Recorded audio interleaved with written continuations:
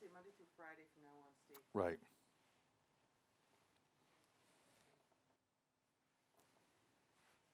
Almost ready? Yep. Yep.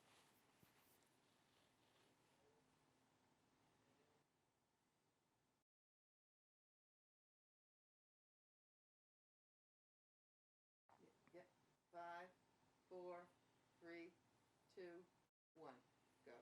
Good afternoon and welcome to our daily COVID-19 update for the town of Plymouth. This is number 19, coming to you live on April 7, 2020 at 12 noon. I'm Steve Triffletti, your town moderator, and each day we'll be here Monday through Friday at noon for this update. This forum is being brought to you live by PAC TV at Comcast, channels 13 and 15, and Verizon, channels 43 and 47. You can also watch this on PAC TV's streaming channel by going to pactv.org/live. For questions during today's forum, please email our panel at plymouthinfo@pactv.org. These forums can be replayed at pactv.org/Plymouth. Today's participants joining Ken Tavares, Matt Muratore, and me will be Stephen Cole. He's the Executive Director for the Plymouth Regional Economic Development Foundation. Also, Daniel Kelly. He is the Director of the Plymouth Recovery Center. Joining us once again, Birgitta Keane. She is the Chairwoman of the Plymouth Board of Health, and she's joined by Karen Keane, no relation, from the Director of Public Health for the town of Plymouth. And now we're going to begin, as we do each day, with an opening statement from the Chair of the Plymouth Board of Selectmen, Ken Tavares. Welcome, Ken. Thank you, Steve. Good afternoon, everyone. It certainly is a beautiful day today, but I'm going to sound like a broken record. This is a dangerous day. It's a day that we all want to get outside for a small portion of the day, but we must not let our guard down. This is not a day to celebrate or to wander about. Please be extremely careful in keeping your distance, wearing a mask, staying at home as much as possible, and washing those hands. It's more important on a day like today to be reminded of this than perhaps on a rainy, cold day that we experienced last week. We are not in safe waters yet, but again, as I mention to you every day, together we can do this. We can prevent spreading that virus. We just must maintain the protocols and adhere to them. Thank you, Steve. Thank you. That's that's Ken Tavares. He is Chair of the Plymouth Board of Selectmen. As he said, take your masks outside, keep them inside if you can't distance 6 feet away. And at this time, we're going to continue and welcome back Stephen Cole. He's the Executive Director, Plymouth Regional Economic Development Foundation. Welcome, Steve. Thank you, Steve, and good afternoon to all the viewers at home. Thank you for having me back. There's obviously a lot of economic news out there that's percolating down every day. Rather than redundant with what folks are already seeing on other news stations, or even providing information with a lot of to folks who don't necessarily need that information, I will just have a very brief but happy and pithy comment today. This Friday, we will be drawing the winners for the restaurant gift card sweeps week. So it's still time to get your names in. All you have to do is send me an email and be a Plymouth resident, stephen.cole@plymouth-ma.biz. Thank you, Steve. Thank you, Steve. And Steve and all of our participants will be answering your questions by emailing us at plymouthInfo@pactv.org. And today we welcome a new participant. He is Daniel Kelly. He is from the Plymouth Recovery Center. He's the program director. And Dan, we've been asking all of our guests, tell us how your organization is responding to COVID-19, and welcome. Thank you. Glad to be here. Good afternoon, everybody chiming in from home. The way that we're responding right now, so, Plymouth Recovery Center is a part of a larger agency called Gandara, which is a mental health provider out of Western Mass. Now, Gandara centers, we have residential programs, we have peer recovery support centers like this one, we have clinical outpatient, inpatient facilities as well. So such a large agency that wears many hats, our response was, it was tough to decide on what to do because we knew that the clinical aspect of our agency, still needed to provide care, much like a hospital or a doctor's office. But when it comes to peer recovery support centers, because we're non-clinical and because we're not residential, we had to have a separate conversation with, involving BSAS, which is Bureau of Substance Abuse Services, and then also the Department of Public Health in regards to what exactly we could do. So, today actually would have been the original 2-week mark that we were supposed to reopen, because that was the deal. On the 24th of last month was when we officially, shut down. Leading up to that, for about a week and a half, I have my protocol that I wrote here to Danielle O'Brien, who works for the Department of Public Health. And it says that as of March 18th, 2020, we were instructed to have limited hours. We were going to open from 8:30 in the morning to 3 in the afternoon, closing completely to the public at 1. By doing that, we were limiting, the amount of members and the community that were coming in, and really helping to, keep the social distancing intact and not spread this virus any more than it already has. And then eventually, like we had all predicted, we did shut down, and we've gone completely virtual. Not our entire schedule. So if anybody's familiar with us, we have a pretty good looking schedule these days. We've been open for 2.5 years. We've been open here on Main Street now since the beginning of this year. Last year on my birthday, actually, October 21st, we were awarded a contract with the state, which was a wonderful birthday gift to me, and really a gift to the whole, Plymouth community, recovery community, because, leading up to that, we were doing fundraising with, Bob Hollis and using the Spire Center and using, people around town to raise money. We were doing fundraising, and we were open privately. Now we're open under contracts with BSAS and with DPH. So that being said, we needed to move, and we have a brand new location down here, 5 Main Street Extension. When all this is over, I'd love to have everybody come down and check us out. But, as beautiful as the space that we have, we can't have anybody in right now. But we are offering virtual supports to those in need. All of our virtual online meetings are held under Zoom, and the IDs can be found on our Facebook page, as well as our website. So the groups that have gone virtual, like I said, not our whole schedule is virtual yet. I'm looking to try to get that done, by the end of the week. But right now, our Monday morning women's group is virtual from 7:15 to 8:15. Our Wednesday night Narcotics Anonymous group is virtual from 7:30 to 8:30. I believe our Refuge Recovery group, which is a group that studies the Eightfold Path and 4 Noble Truths of Buddhism as it attains to addiction and mental health issues, that group is open virtually from 6:30 to 8. And then our 12-step yoga group on Thursday nights is virtual. The list goes on and on. If anybody has any questions about that, obviously ask at the end and stuff, and I'll provide my email for anybody that's in the community looking for resources. I also have a very, very, very lengthy online resource list that I'm completely, free to share with anybody.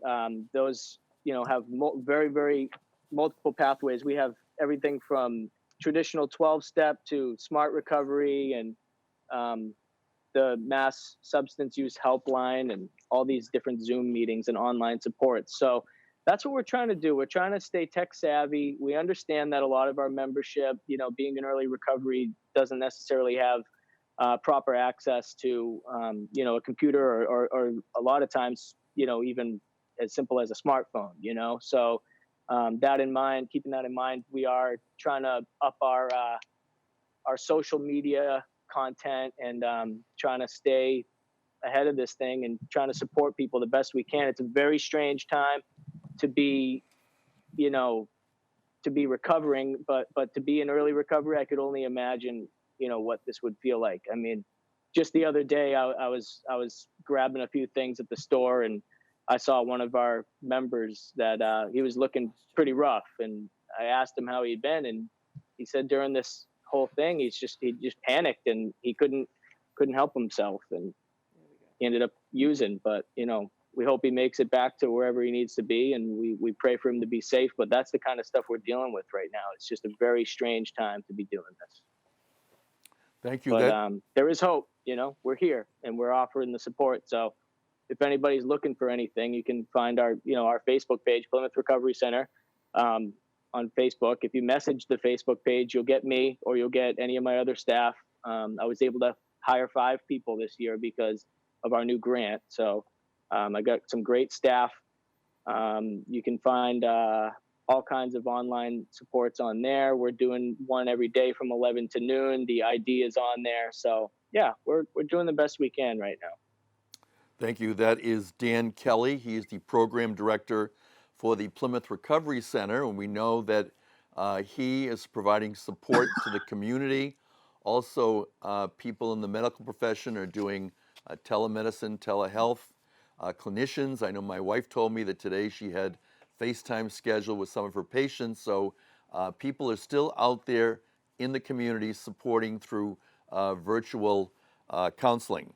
And at this time, we're going to continue with the health theme. We think it's very important. Every day we provide a business component, and we also spend a lot of time with the health component. Today we welcome back the chairwoman for the Plymouth Board of Health, Birgitta Keane. Welcome, Birgitta. Well, good afternoon, everyone, and thank you, Steve, for inviting me. Public health usually stays in the background. Before this infectious disease, most people haven't had the need to see how public health works.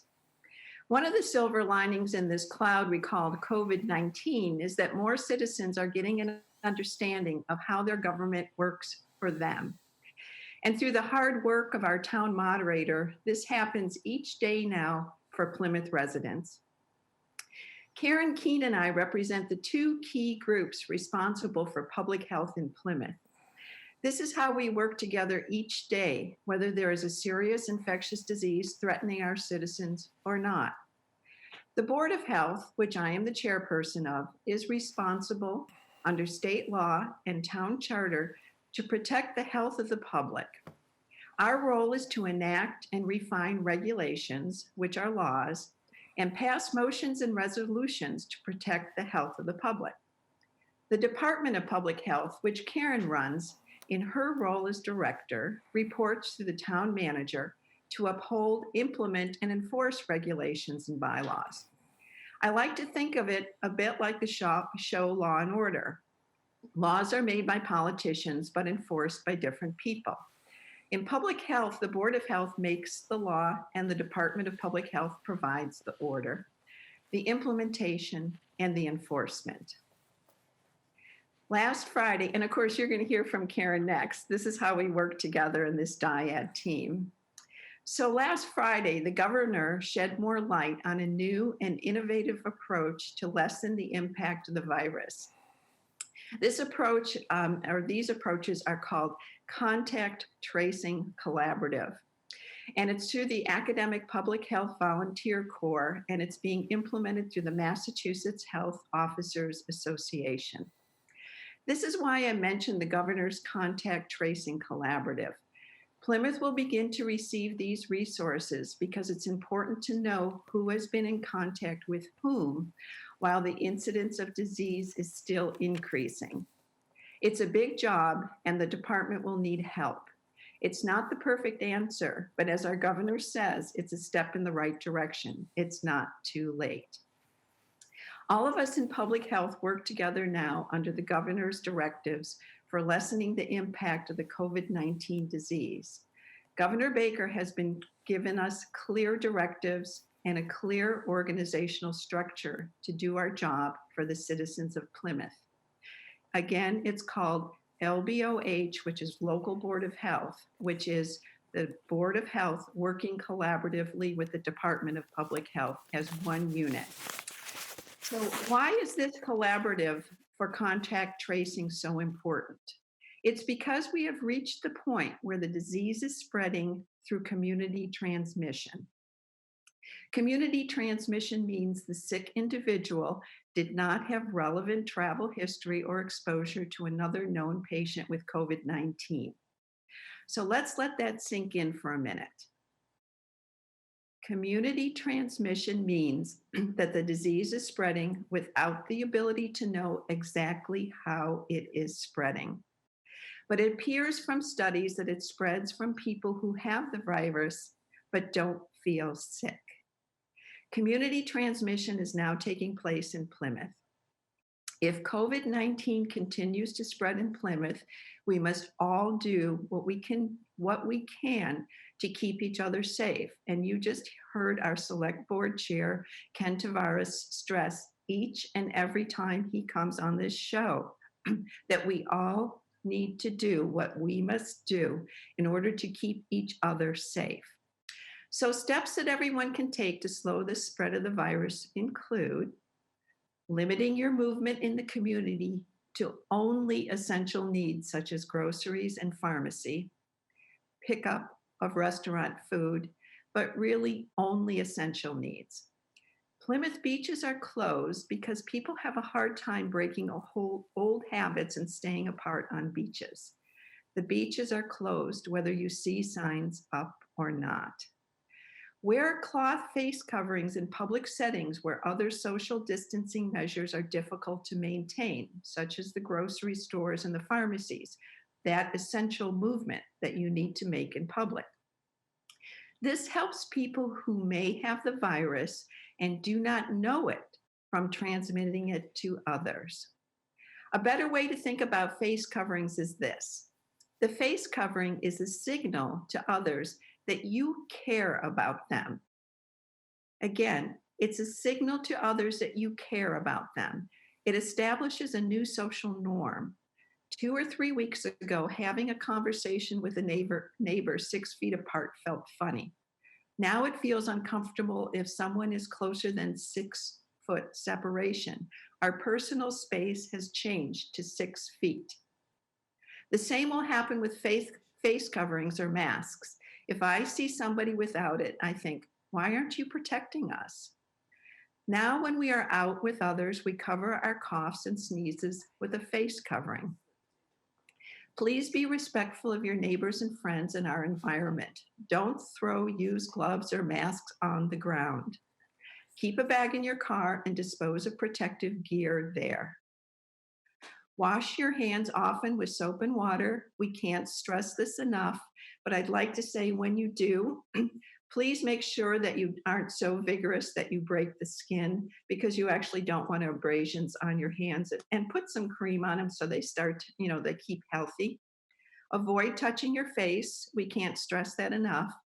Stay home if you have a cold or flu-like symptoms for at least 7 days after your illness onset, or 3 days after your fever resolves without fever-reducing medicines such as Tylenol or Advil or aspirin. And avoid close contact with people who are sick. If you are not getting better, it's time to call your provider. Again, if you feel sick, even a little bit sick, stay at home and away from others. Don't go out. Wear a face covering indoors around your family. Try to stay by yourself.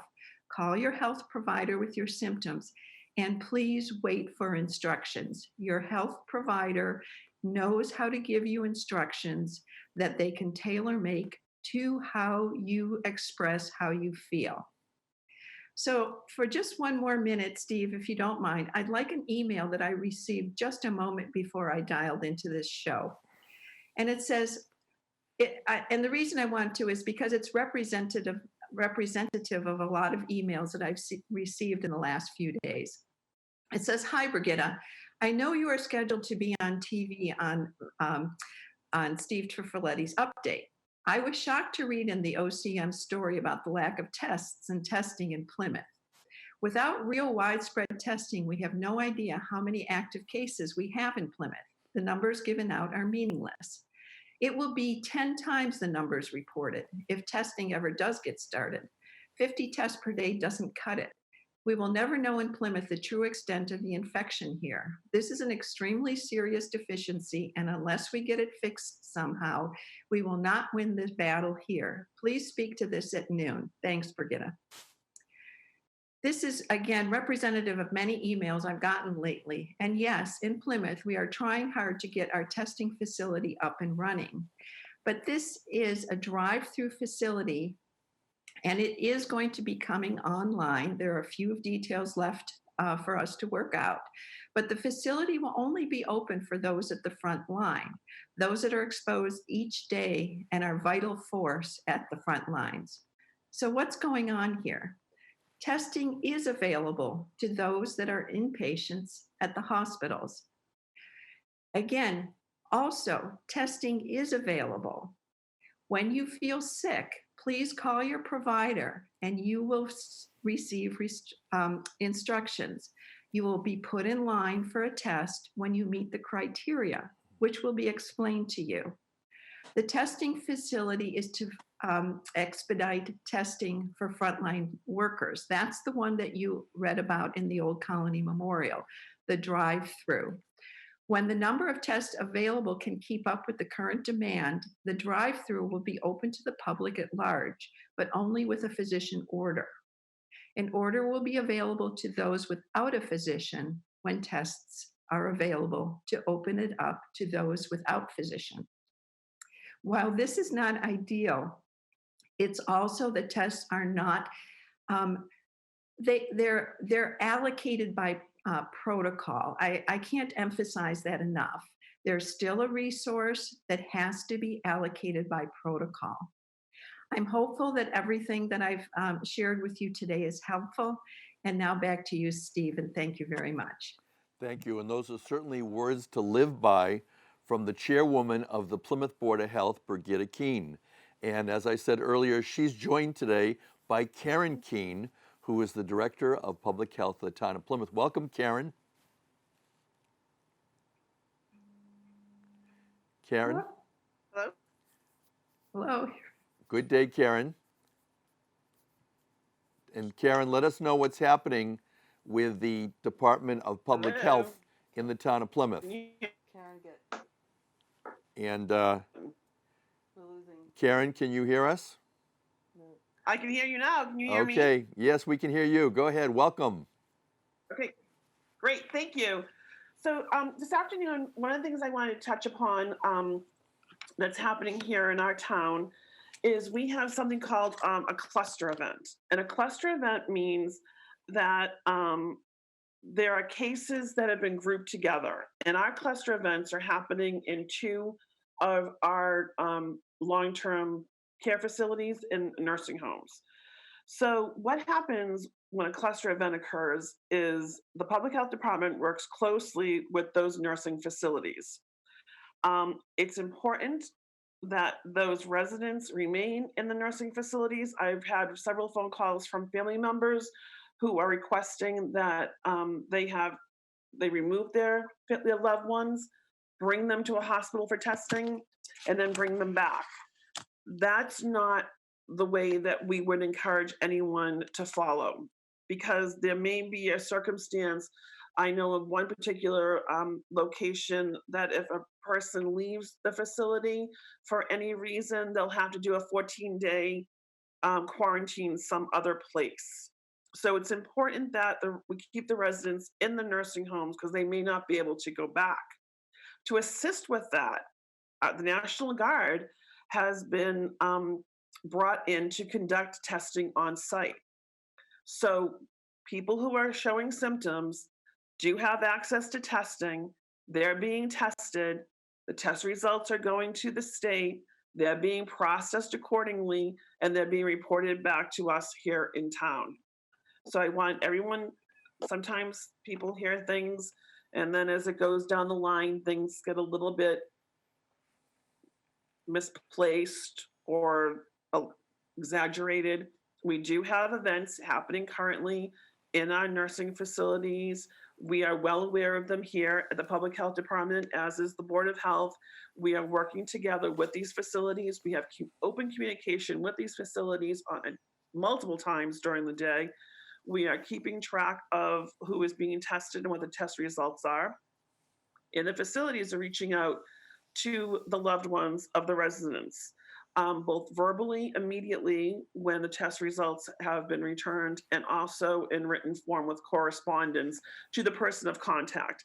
That's also something else we should mention, that there is a person of contact for each person who's inside a nursing facility. That's the person who's going to get the information. So I would encourage other loved ones to reach out to that person of contact to make sure that that information has been received. Because if you have not received the information, that just might mean that you're not the person of contact. So reach out to the people, other people in your family who might be the person of contact to make sure that they've received that information. Because that's important to know. Communication is key. And we certainly understand that people, it's a time for people to be nervous because their loved ones are away from them. They're in a nursing home, they're in an assisted living facility, and they want to know what's happening. And I totally understand that. And that's why communication is so important. But I want people to know that we here at the Public Health Department are in constant communication with these facilities. Nothing is being hidden. Nothing is being pushed to the side or in secret.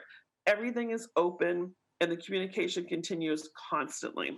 So that's the first thing I really wanted to talk to people about. The second thing is I want to talk a little bit more about isolation and quarantine.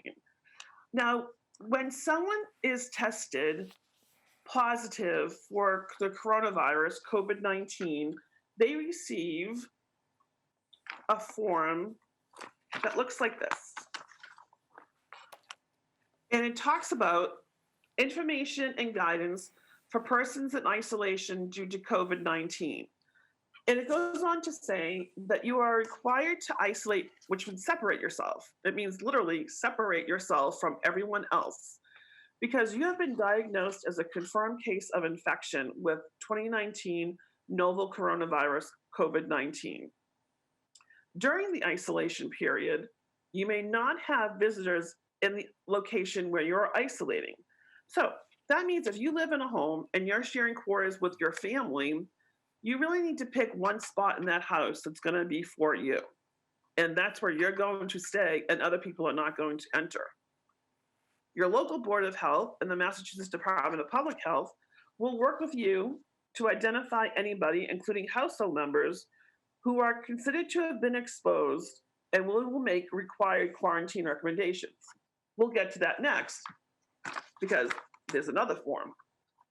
But now let's continue with the isolation. So now you've been diagnosed with the coronavirus and you must isolate. What do? You do not leave your home except for urgent medical care. And if you must leave your home, you must wear a mask if available. Do not take public transportation, share rides, Uber, Lyft, or taxis under any circumstance. Do not have visitors in your home. This is not the time for people to come over and socialize with you.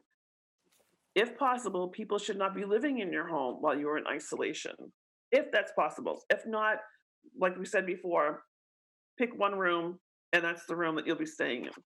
Do not share a bedroom or bathroom with anyone else. Do not share towels, bed sheets, or blankets with other people. Wash your laundry separately from the laundry of other people in your family.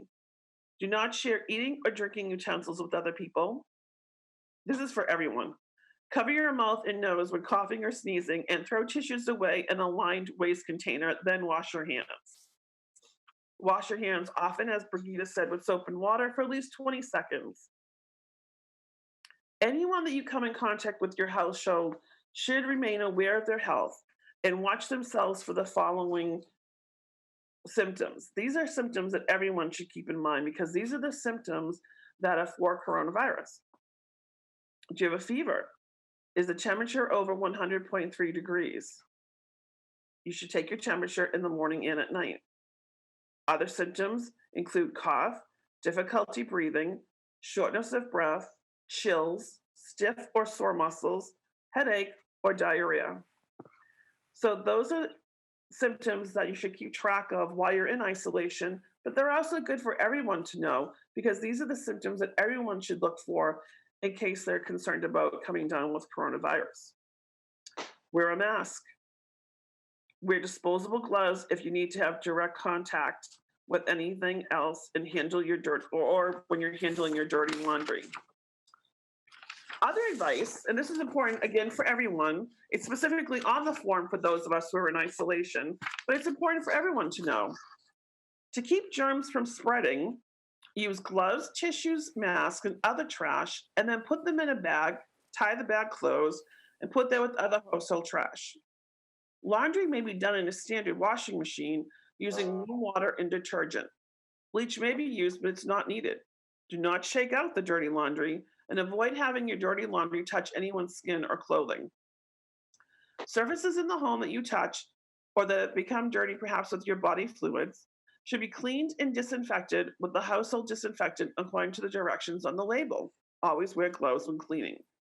And the bathroom you're using should be cleaned every day using a household disinfectant according to the directions on the label.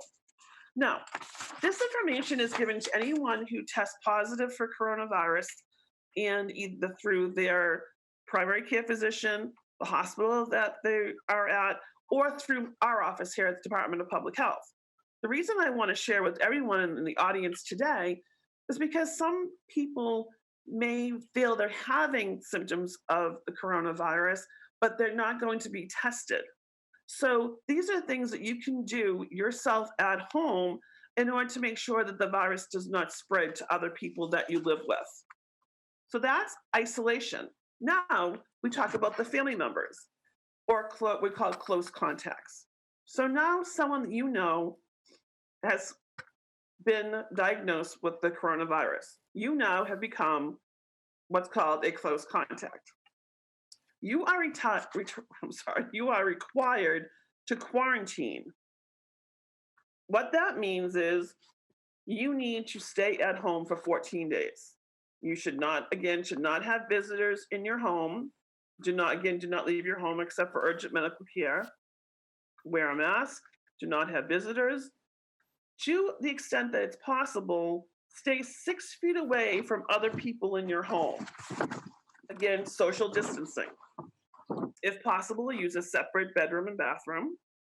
Cover your mouth and nose with tissue when coughing or sneezing. Throw those tissues away in a lined waste container. Wash your hands. Other advice, still the same, that we just did for the people who are on isolation to keep the germs from spreading, are exactly the same. All of your trash should be tied up and closed. Your laundry can be done in a standard washing machine, but keep them separate from other people's laundry. Surfaces in the home should be disinfected, and your bathroom that you're using should be cleaned every day. When someone is in quarantine because they are a close contact, they must remain there for 14 days from the time that they were confirmed as a close contact. When you're in isolation because you are a confirmed case of the coronavirus, different things are happening. The standard for the Center for Disease Control says that as long as it's been at least 7 days since the onset of your symptoms and you have not had any symptoms for the past 72 hours, you can be removed from isolation. We are finding that there are employers who are requiring more steps to be done, that they want the full 14 days, irregardless of whether or not your symptoms have ended, that they may want a test to be done again to have a negative reading. And those are situations that are requirements for you to go back to work, and they should be followed. What I'm talking about for the 7 days symptom and the 72 hours has to do from the Center for Disease Control.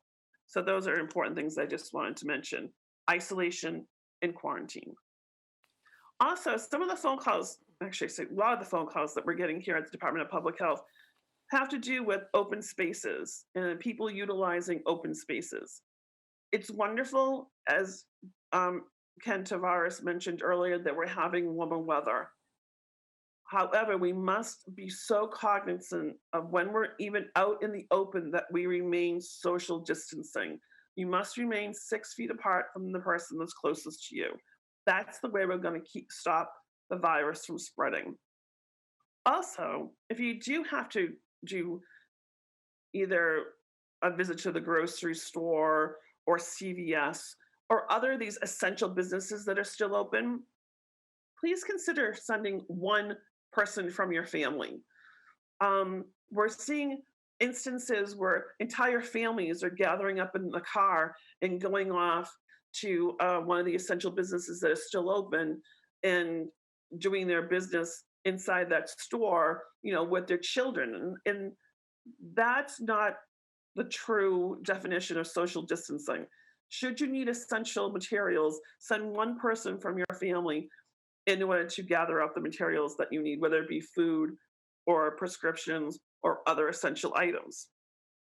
Also, we've noticed that some of our essential businesses are limiting the number of people that can go in and out of the store. Please honor that request. That's not put there as an inconvenience for you. That's put there as a safety measure, both for you and the people who are working there and the other people who are going into that facility. Also, some of our food establishments, our grocery stores are utilizing one-way aisles.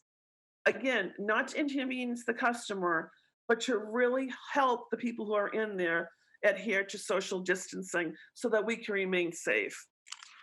So I want to also just remind everyone that we're still here, that the Department of Public Health is here to answer any questions or any concerns that people have, and that it's so important that we continue with these methods of communication so that people have the information that they need. So I want to thank you again, Steve, for having me here today. Thank you. That's Karen Keane. She is the Director of Public Health for the town of Plymouth. And again, a lot of good information. Certainly when she talked about wanting to avoid exaggerations or misinformation, it's one of the very reasons why we do this daily update. We want to give you verified information from officials, from experts in the community, so that you'll have trusted information as you respond to the coronavirus. Also wanted to comment on what she talked about isolation, specifically with respect to our local skilled nursing facilities and our assisted living facilities. I've had personal contact with them by phone and by email. I have someone who I'm following who is in hospice in the final days of his life, and the assisted living facility has been very good about communicating both with the nurse, with the nurse supervisor, with the director, all making themselves available as we monitor the needs of the resident in the community. And the same is true for skilled nursing facilities. They send out emails, they send out updates, they sometimes offer forums for families and for supporters. Again, I have someone for whom I'm a guardian, and there's active contact with people who are supporting her and comforting her during this time. So isolation does not have to mean lack of contact. It just means the social distancing. And now we're going to go to our state representative who has a lot of experience in the area of seniors, Mathew Muratore. Welcome, Matt. Thanks, Steve, so much. Thanks to our guest today as well. Some great information. Let me quickly go through the numbers as of noontime yesterday, which was April 6th. Out of the 7 million residents in the Commonwealth, less than 1% that have been diagnosed with the coronavirus. That's over 76,429. Of those diagnosed, those are the tested. Sorry, that was the ones that were tested. The ones that have diagnosed with it is 13,837, which is about 18% of those that have been tested. And unfortunately, we've had 260 deaths, which is a little less than 2% of those that have been tested positive. In Plymouth County, we're a little over 1,000 now. We're over 1,067 that have been diagnosed with the coronavirus. And in Plymouth, we are at 61 as of yesterday, April 6th, and with 43 that are under isolation, with 16 that have completed their monitoring. So the deaths are up 29 from the day before, but the testing is up too. Initially, the governor wanted to have testing about 3,500 tests a day. Yesterday, there were almost 4,500 tests that were actually done. So we're getting very good at getting testing done throughout the Commonwealth. And as the Board of Health talked about testing sites, it's great to hear that we're going to be looking at a site here in Plymouth as well for our first responders. As we know, the Gillette Stadium just opened up one the other day, and there's multiple other ones that are opening up as well. I just want to touch a little bit upon, Steve, what you were talking about and what Karen was talking about, the long-term care facilities. as with the issues that have been happening in long-term care, these numbers are now being tracked as well. So long-term care facilities, again, they include nursing facilities, rest homes, and assisted livings. And the number that have been tested positive have been 835. That includes workers as well as residents in these facilities. And again, there are almost 700 facilities in the whole entire Commonwealth. 119 with 119 facilities that have at least one person that has been tested positive. As it was mentioned, the chair of the Board of Health mentioned that the National Guard is working with the Department of Public Health on mobile testing at facilities, at nursing facilities throughout the Commonwealth. And that's all facilities need to do is contact the Department of Public Health, their regional director, and they can get people down to help them out if they have a need for it. Right before we came on the air, I was on a conference call with the governor trying to get a little update of what's happening. As we all heard yesterday, there was a fund that the First Lady, Lauren Baker, put together called Mass COVID-19 Relief Fund. It's macovid19relieffund.org. The fund has started with over $13 million in it, and they are looking to raise as much money as they can to help out families that are in need throughout the Commonwealth. Many, many families live paycheck by paycheck, and there's a lot of needs out there. So kudos to the First Lady, to Eastern Bank, who's going to be administering this fund for no charge whatsoever. So 100% of the funds that actually go in there will be given back to the local communities to distribute to people in need. So again, that's macovid19relieffund.org if people are able to give. A couple of the other things that came out on the conference call this morning, just an update on the decontamination of the N95 mask. That's going to be set up in Somerville, so the N95 mask can be, it's almost like a washing machine, but not that simplistic. But you can get 5 to 10 uses out of it if you can wash them over and over the next few months to get more lifespan out of them. One of the questions that keeps coming up a lot is the recreational marijuana and why that wasn't considered essential, but medical marijuana was. The reason recreational marijuana was not considered essential basically is to keep people out of Massachusetts. There's a lot of states that do not have recreational marijuana, and there's a lot of states around us that do that we closed down. So if we opened it, we'd be susceptible to people coming in from out of state. And the goal is to keep people from coming from out of state into our state. So that was the reasoning on that. The other update that we got, the Department of Unemployment, the rules from the federal government have now come in as of this morning. So we should see some movement on the 1099 employees that have never qualified for unemployment or paid into unemployment. There will be some regulations coming around that, hopefully in the next few days, so that people will actually be able to start filing and collecting for unemployment if they're 1099 employees. So that was the quick update that we got this morning from the governor, Steve. Thank you, and that's Representative Mathew Muratore. He is a Plymouth State representative. You can email your questions to plymouthinfo@pactv.org. Some questions have been coming in today by email, and we'd like to just let you know that tomorrow's lineup, joining Kenneth Tavares and Mathew Muratore, will be Lawrence Pizer, the Plymouth Town Clerk, Heather Cosby, she is a CPA in Plymouth. We'll also be joined by Michael Jackman, who is a staff member at Congressman Keating's office, and also Amy Naples, the Executive Director for the Plymouth Area Chamber of Commerce. Our first question today goes back to Representative Muratore, and the viewer asks, you mentioned there are 61 cases in Plymouth and 43 in isolation. Could you clarify whether or not those 43 are a part of the 61 or in addition to the 61? I think either Karen or Birgitta can actually answer that better than I can.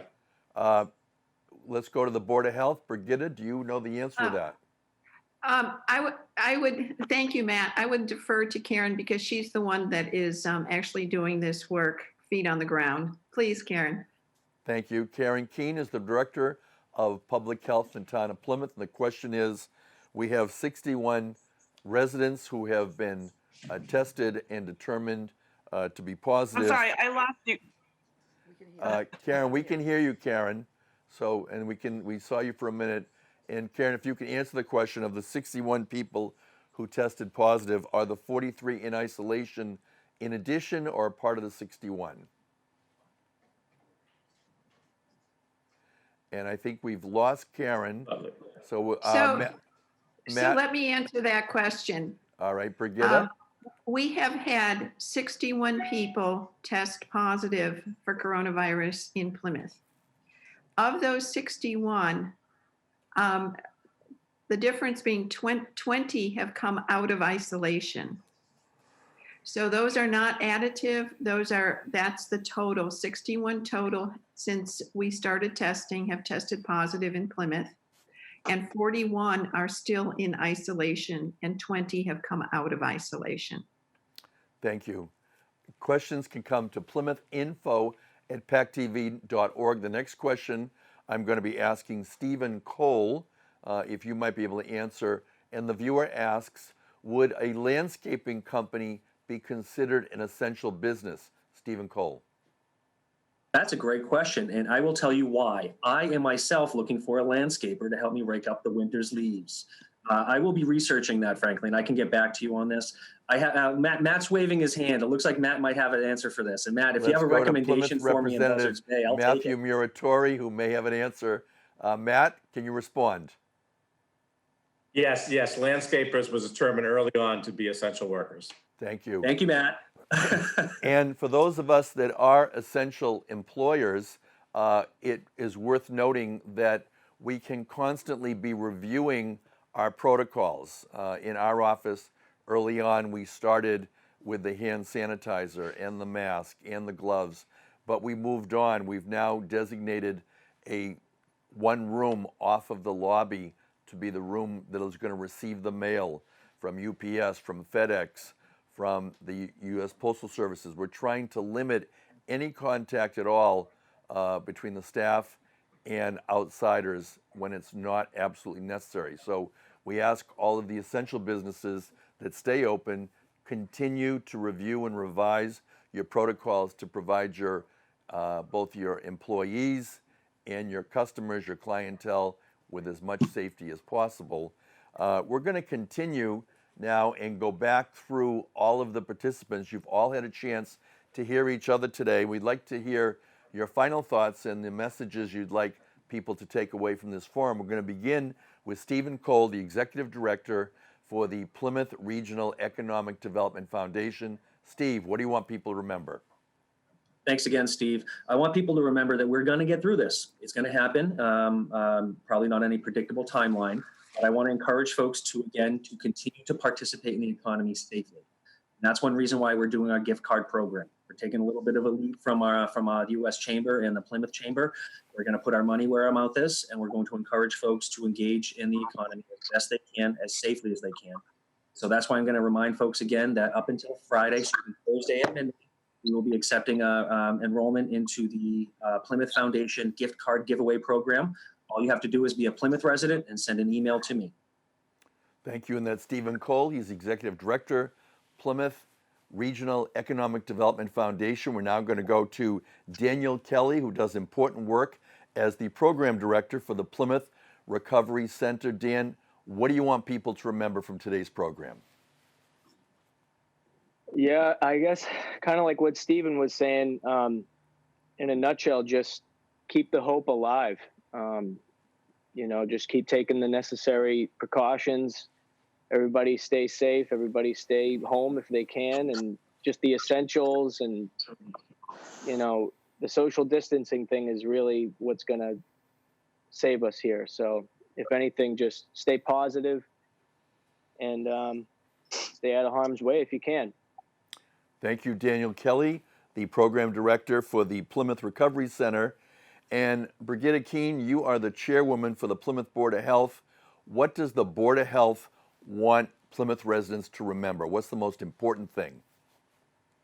The Plymouth Board of Health wants Plymouth residents to remember that the Board of Health doesn't work alone. The Board of Health works with the Department of Public Health, and that together we actually are a unit that responds to Governor Baker and the organizational structure that he has put together for local boards of health. But I also want to say one other thing. If you live in the southern part of Plymouth or shop across the bridge, you might see a field hospital going up at the former Otis, the Joint Base Cape Cod. That field hospital isn't there to alarm you that things are getting worse and worse. What it means is that your hospitals, Cape Cod Hospital, BID Plymouth, the hospitals actually have to carry on the business that is not just coronavirus or COVID positive patients.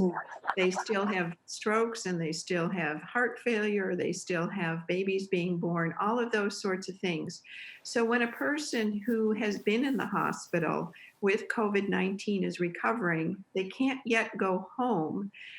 They will be actually put into a field hospital to save space in the hospital for the business of the day and other COVID-19 patients that are more acutely ill. So this is for the non-acute. It's a way for us to expand our hospital services at a time of need. But I don't want people to be alarmed when they see these field hospitals go up. It's actually a very positive way for hospitals and communities to take care of people during this pandemic. Thank you, Steve. Thank you, Birgitta Keane, Chairwoman of the Plymouth Board of Health. Karen Keane, you are the Director of Public Health for the town of Plymouth. You provided us with lots of information today that we can use immediately. Is there anything else that you want our viewers to remember from today's forum? Well, first I'd like to thank Birgitta for taking my question when I got kicked out there for a second. So thank you for that. And I just want people to, I know things can be frightening. It's new for everyone. No one has been through something like this before. So we're all in this together. We're all working together. And the Department of Public Health, along with the Board of Health, we are here for our residents and our visitors and our employees. And if anyone has any questions or concerns, they should feel free to reach out to us. We will also have our Board of Health meeting will be held tomorrow via Zoom at 3:00. So we are continuing with our meetings. We are continuing with the business that needs to be addressed. And I just want our residents to know that we're here. We're going to keep communication open and we're going to get through this day by day working together. Thanks, Steve. Thank you, Karen Keane, Director of Public Health for the town of Plymouth. We now return back to our state representative, Mathew Muratore, for his closing State of the State message. Matt? Thanks, Steve, and thank you again to all our participants today. Some great information. You know, we have a community that's full of some great people, some great leaders, some great employees, and we are being taken care of very well. This is anxious times for all of us. But as everyone is saying, we will get through this.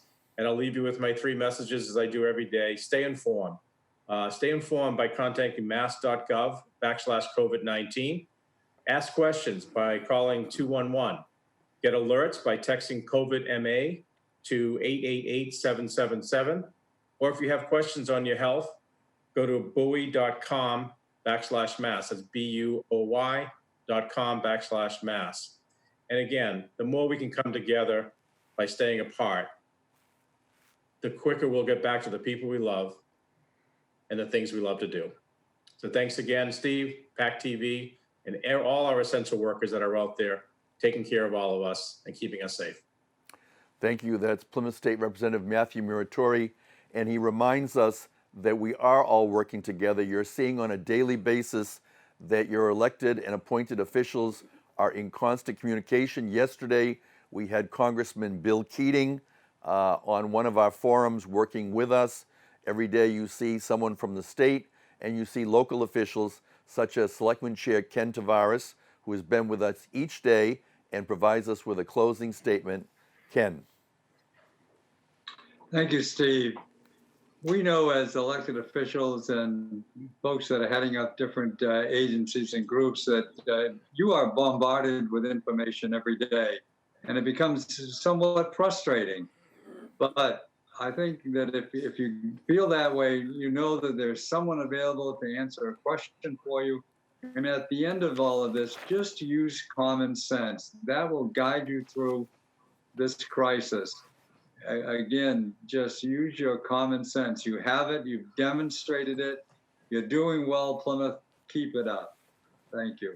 Thank you, Kenneth Tavares, Chair of the Plymouth Board of Selectmen, who joins us today with Representative Mathew Muratore, Daniel Kelly, the Program Director for the Plymouth Recovery Center, Birgitta Keane, the Chairwoman for the Plymouth Board of Health, and Karen Keane, who is the Director of Public Health for the town of Plymouth, Stephen Cole, the Executive Director for the Plymouth Regional Economic Development Foundation. It's quite a mouthful. Tomorrow we're going to be joined in our business component by Amy Naples. She's the Executive Director for the Plymouth Area Chamber of Commerce.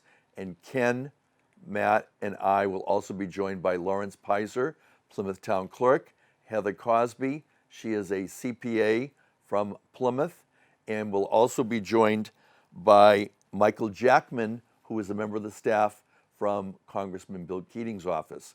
We'll be coming to you each day, Monday through Friday, at noon on PAC TV, and we invite you to join us for our daily updates. I'm Steve Triffletti, Plymouth Town Moderator, and thank you for joining us. Good day.